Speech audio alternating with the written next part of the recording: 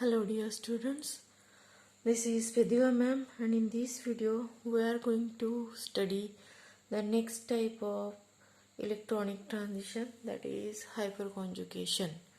Okay, so what is hyperconjugation? It is the donation of sigma electrons into an adjacent empty or partially empty or partially filled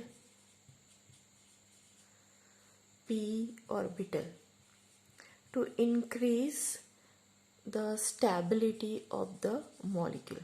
Okay, so this is the hyperconjugation.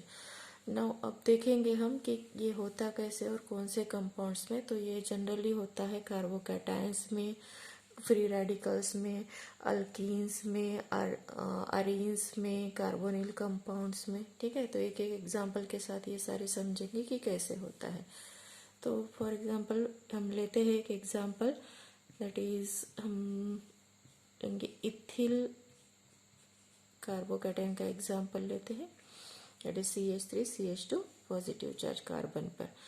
तो ये जो hyper conjugation है उसके होने के लिए हमें चाहिए अल्फा हाइड्रोजन एटम्स. तो अल्फा हाइड्रोजन एटम कैसे कौन से होते हैं? जैसे ये कार्बन है, इस कार्बन पर पॉजिटिव चार्ज है, तो उसका एडजेसेंट वाला जो कार्बन हुआ वो हुआ अल्फा कार्बन, और उस अल्फा कार्बन को जो हाइड्रोजन अटैच्ड होते हैं वो होते हैं अल्फा हाइड्रोजन एटम. अब at least one alpha hydrogen atom तो होना ही चाहिए हाइपर कॉन्जुगेशन शो करने के लिए. ठीक है, तो ऐसे ही कंपाउंड्स हाइपर कॉन्जुगेशन शो कर सकते हैं जिनमें अल्फा हाइड्रोजन एटम है. तो ये जो कार्बन है और ये हाइड्रोजन, इनके बीच का जो बॉन्ड है ये कोवेलेंट बॉन्ड है, और वो जो इलेक्ट्रॉन्स है वो है सिग्मा इलेक्ट्रॉन्स. अब क्या होगा, ये जो इलेक्ट्रॉन्स है ये इलेक्ट्रॉन्स ट्रांसफर होंगे यहाँ पर कैसे हो जाएंगे? इस कार्बन के पास में वो sp2 हाइब्रिडाइज्ड कार्बन है, तो उस कार्बन के पास में एक वैकेंट p ऑर्बिटल है, कंप्लीटली वैकेंट.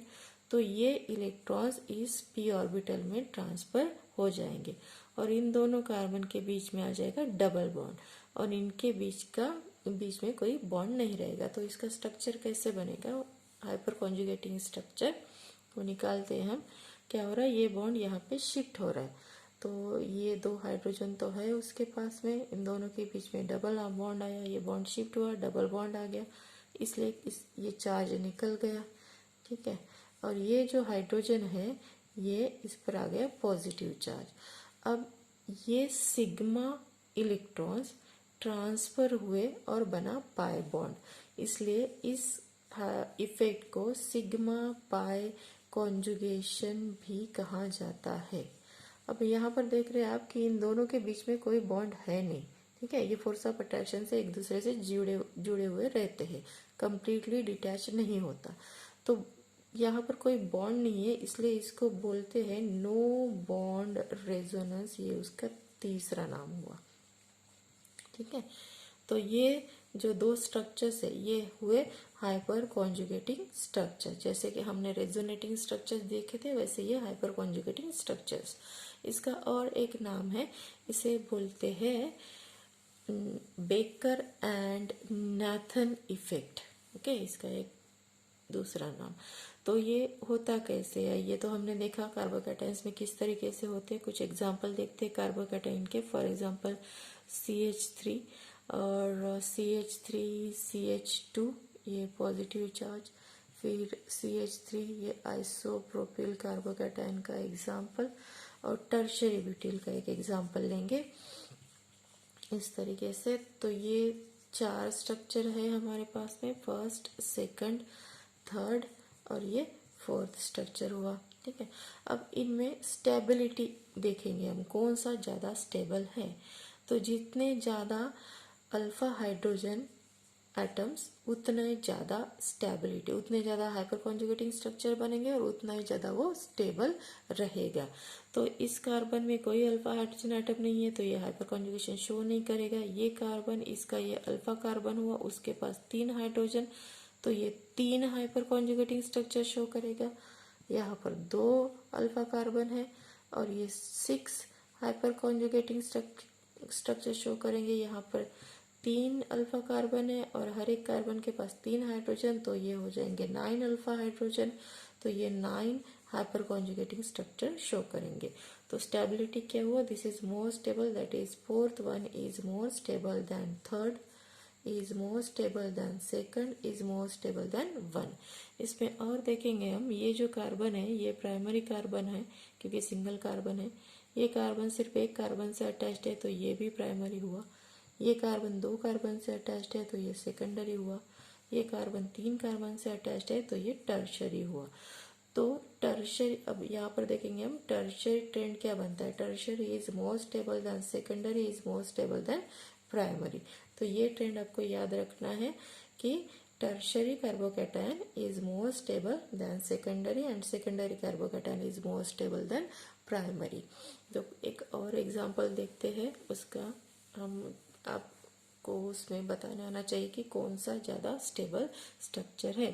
फॉर एग्जांपल ये हमने ले लिया एक रिंग स्ट्रक्चर, यहाँ पर पॉजिटिव चार्ज इस कार्बन पर, फिर दूसरा हुआ ये स्ट्रक्चर, अब यहाँ पर पॉजिटिव चार्ज है इस कार्बन पर, फिर तीसरा स्ट्रक्चर ये बना लेंगे हम, यहाँ पर पॉजिटिव चार्ज। ठीक है, तो इसमें क्या देखना है आपको, इसमें देखना है कौन सा प्राइमरी है, कौन सा सेकेंडरी और कौन सा टर्शरी। ये कार्बन सिर्फ एक कार्बन से अटैच्ड है तो ये हुआ प्राइमरी।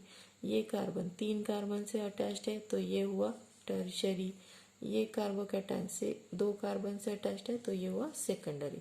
तो कौन सा ज़्यादा स्टेबल हुआ, ये फर्स्ट स्ट्रक्चर, ये सेकंड और ये थर्ड स्ट्रक्चर। तो कौन सा ज़्यादा स्टेबल हुआ, second is more stable then third, is more stable then first. ठीक है, तो ये ट्रेंड इस तरीके से आपको बताने आना चाहिए। तो नेक्स्ट एग्जांपल देखते हैं हम अल्कीन का example. For example CH3 CH double bond CH2। यहाँ पर क्या हो जाएगा, यहाँ पर ये जो कार्बन है इस कार्बन के ये 3 जो हाइड्रोजन है, अब क्या हो जाएगा, ये बॉन्ड शिफ्ट होगा यहाँ पर और ये बॉन्ड हो जाएगा इसके पास शिफ्ट। तो इसका स्ट्रक्चर कैसे बनेगा, हाइपर कॉन्जुगेटिंग स्ट्रक्चर। ये बॉन्ड शिफ्ट हुआ तो ये कार्बन और इस हाइड्रोजन के बीच में कोई बॉन्ड नहीं रहा, इस पर आ गया पॉजिटिव चार्ज, ये हाइड्रोजन इसके पास में बचे हुए हैं। यहाँ पर बॉन्ड शिफ्ट हुआ तो ये हो जाएगा डबल बॉन्ड, ये CH, ये बॉन्ड इसके पास शिफ्ट हुआ तो यहाँ बचा सिंगल बॉन्ड और ये कार्बन पर आ गया निगेटिव चार्ज। तो यहाँ पर पोलैरिटी डेवलप हुई, चार्जेस डेवलप हुए। तो हाइपर कॉन्जुगेशन की वजह से पोलैरिटी डेवलप होती है। तो ये होता है अल्कीन्स में हाइपर कॉन्जुगेशन इस तरीके से। तो जितने ज़्यादा स्ट्रक्चर बनेंगे, यहाँ पर 3 हाइपर कॉन्जुगेटिंग स्ट्रक्चर बनते हैं, तो जितने ज़्यादा हाइपर कॉन्जुगेटिंग स्ट्रक्चर बनेंगे उतना ज़्यादा वो स्टेबल होता है। फॉर एग्जांपल अगर यहाँ पर हम देखें ये compound CH3 CH2 CH double bond CH2 और दूसरा कंपाउंड अगर हम देखेंगे CH3 CH double bond CH single bond CH3। ठीक है, तो ये अल्फा कार्बन हुआ, यहाँ पर 2 हाइड्रोजन है तो ये 2 हाइपर कॉन्जुगेटिंग स्ट्रक्चर बनाएगा। ये 2 अल्फा कार्बन है तो टोटल 6 हाइपर कॉन्जुगेटिंग स्ट्रक्चर बनाएंगे, तो ये ज़्यादा स्टेबल रहेगा एज कम्पेयर टू दिस। ठीक है, तो इस तरीके से आपको इसकी स्टेबिलिटी बताते आने चाहिए। फ्री रेडिकल्स में भी ये स्ट्रक्चर दिखाते हैं जैसे हाइपर कॉन्जुगेटिंग स्ट्रक्चर बनते हैं। जैसे ये फ्री रेडिकल अगर हमने ले लिया CH2 फ्री रेडिकल, ठीक है, तो ये पार्शियली फील्ड p ऑर्बिटल है। तो क्या हो जाएगा, यहाँ के जो इलेक्ट्रॉन है ये 2 इलेक्ट्रॉन है तो एक इलेक्ट्रॉन इस हाइड्रोजन के पास चला जाएगा, एक कार्बन के पास आएगा और ये दोनों अपना बॉन्ड बना लेंगे 2 इलेक्ट्रॉन के साथ में। तो 3 हाइपर कॉन्जुगेटिंग स्ट्रक्चर इसमें बनते हैं, तो जितने ज़्यादा बनेंगे उतना ज़्यादा वो फ्री रेडिकल स्टेबल रहेगा। ठीक है, तो ये फ्री रेडिकल्स में हुए।